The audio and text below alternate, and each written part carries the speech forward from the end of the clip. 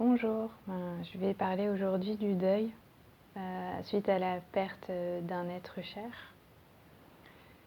Je parle à travers mon vécu, mes expériences et si je fais cette vidéo, c'est dans l'idée de partager pour que tous ceux qui vivent la même chose ne se sentent pas seuls. Un deuil, c'est avant tout à l'intérieur de soi et ça se vit vraiment de manière très intime et très personnelle. Ça peut durer très peu de temps, comme énormément de temps, parce que ça dépend toujours des blessures qu'on a là, à l'intérieur. Et pour vivre bien un deuil, il n'y a pas de recette générale, puisque ça dépend toujours du parcours évolutif de chacun, en fonction de ses propres émotions, en fonction de ses propres croyances, comme pour tout le reste. Et euh, je ne donne aucun conseil parce que le seul conseil à donner, c'est de se respecter, de s'écouter, de s'envelopper d'amour, de lumière et de rester là dans son cœur, de rester centré pour pouvoir être toujours en connexion avec ses propres émotions. Quand on vit un deuil, c'est quelque chose qui nous fait travailler le sentiment du manque de quelqu'un, du manque de quelque chose, le manque d'une situation. Parce que quand on perd une personne, on perd tout à la fois. On perd la personne physiquement, on perd les moments physiques qu'on a passés avec elle et on perd toutes les situations qu'on a vécues et qui nous faisaient du bien. Parce qu'évidemment, celles qui nous faisaient moins de bien, c'est pas celles auxquelles on va se raccrocher. Et finalement, quand on se rappelle tout ça, on se rend compte qu'on perd rien du tout, mais qu'on est plutôt en phase de détachement, de lien qui substituait un amour qu'on a déjà à l'intérieur, mais auquel on n'était pas connecté. Et la personne, bien que le lien d'âme soit vraiment profond et sincère et authentique et qu'il y avait probablement un partenariat avec cette personne, quelque chose qui nous faisait ressentir de la joie. Je parle aussi pour des animaux parce que c'est la même chose. Eh bien, ça n'enlève rien parce que ce lien du cœur, il est toujours là. Il est toujours à l'intérieur et il sera jamais enlevé par la perte de la relation physique avec l'individu. Mais quand on vit ça sur l'instant, évidemment, on n'est pas là à réfléchir à tout ça et encore moins à se rappeler des théories intellectuelles. Non, quand on vit ses émotions, ça se vit dans tous ses chakras à l'intérieur et quand on vit ses émotions, on doit se laisser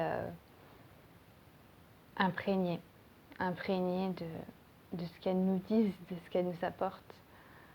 Parce qu'en fait, les émotions, ce sont des vagues d'énergie qui sont reliées à un événement, à des croyances, à des pensées. Et derrière chaque émotion, il y a des blessures. Des blessures, ce sont des peurs, des pensées. Et ça remonte à très très loin parce que quand on est venu s'incarner ici, on est descendu dans une espèce d'oubli de son soi supérieur, dans l'illusion qu'on était seul, dans l'illusion qu'on était séparé de cette énergie source qui nous anime. Et c'est cette séparation originelle qui est la cause de toutes les distorsions et tout ce qui s'en est suivi derrière. Alors on ne peut pas toujours accéder au noyau directement parce qu'il y a des couches à enlever, comme des oignons. Mais le fait de vivre l'émotion permet de libérer les couches et les couches et les couches pour pouvoir toujours se rapprocher du noyau. Et quand vous vivez une séparation, vous pouvez pleurer toutes vos larmes et vous dire quand le temps est passé que ça ne reviendra pas, mais pas forcément parce qu'il y a des couches et des couches. Et on accède au noyau quand on est prêt, quand on a éliminé suffisamment de couches qui nous permettent d'accéder à ce noyau. Alors, moi, je parle vraiment avec mon expérience et mon vécu.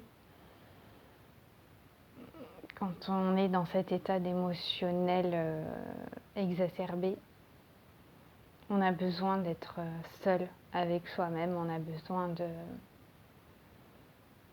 de passer du temps proche de ses émotions et de soi-même. Parce que plus on cherche à les fuir, et plus ça nous colle à la peau et ça nous rattrape à la moindre occasion qui se présente. Et c'est vrai qu'on a tendance à vouloir s'évader dans quelque chose qui nous soulage et nous apaise le temps d'un moment, c'est-à-dire en allant voir des gens, en regardant un film, une série. Il y en a qui aiment bien s'évader aussi avec d'autres formes de substituts. Ouais, l'alcool par exemple, ou les aliments, le sucre. Le sucre, c'est un antidépresseur à lui tout seul, mais ça vient boucher tous nos récepteurs. Donc,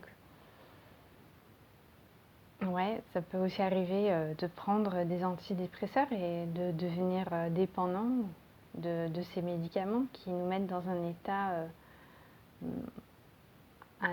de décalage avec nos corps. On n'est plus vraiment aligné, donc on est un peu stone, on est en manque d'ancrage. Et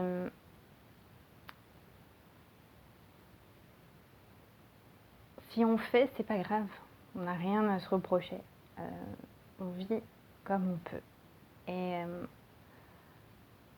quand quelqu'un de proche perd quelqu'un, aller lui dire des banalités comme le temps fera son effet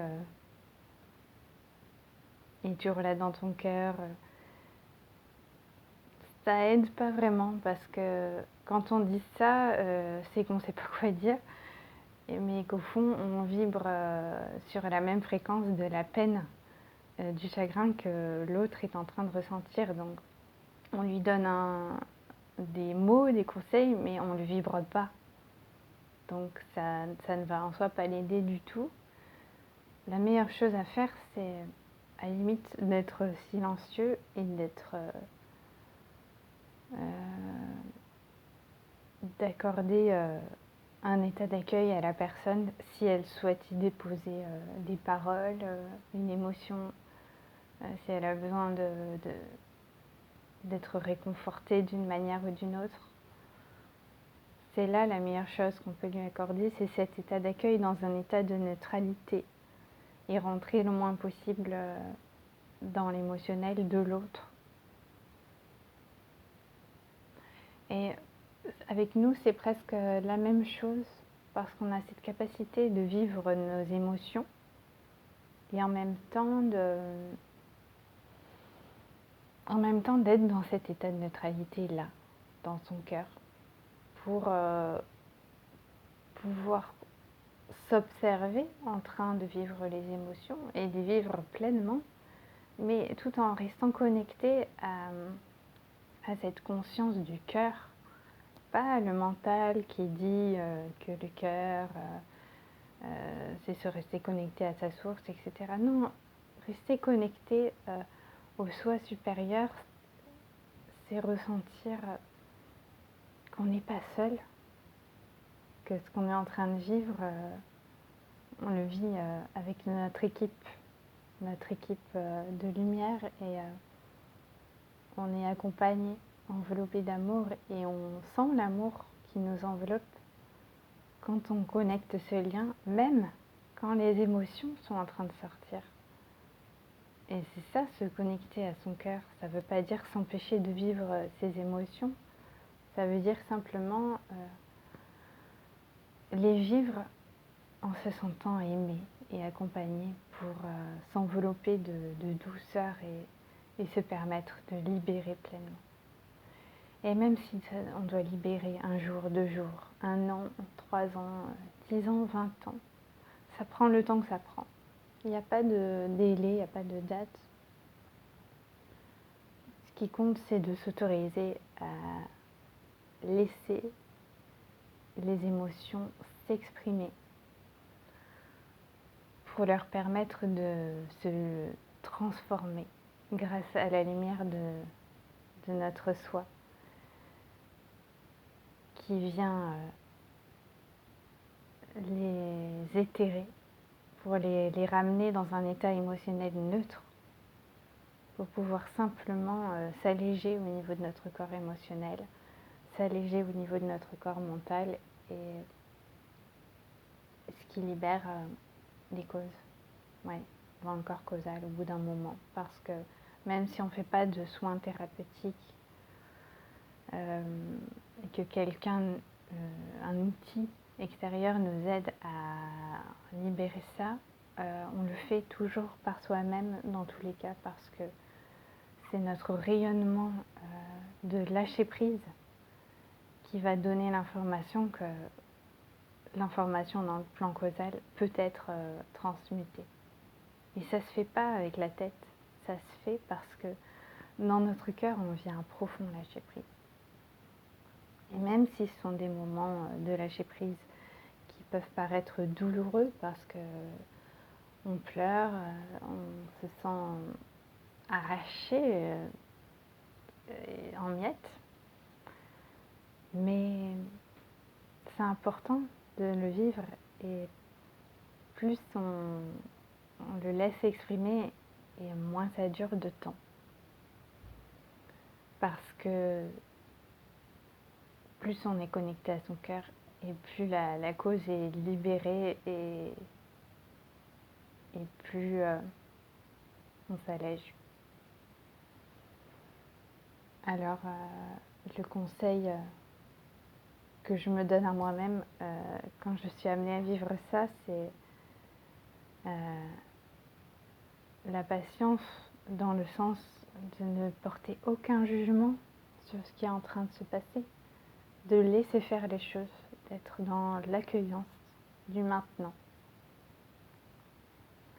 Et peu importe le temps que ça me prend, peu importe que ça impacte mes projets de la journée ou du moment, peu importe que ça m'entraîne dans un état de solitude intérieure, c'est important de le vivre, c'est vraiment important. Alors,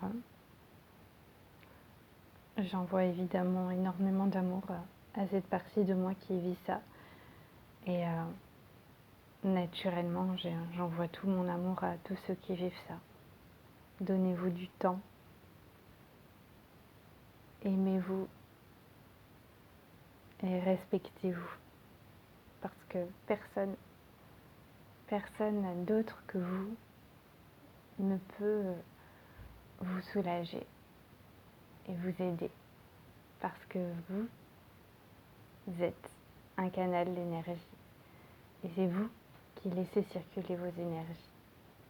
Alors respectez-vous.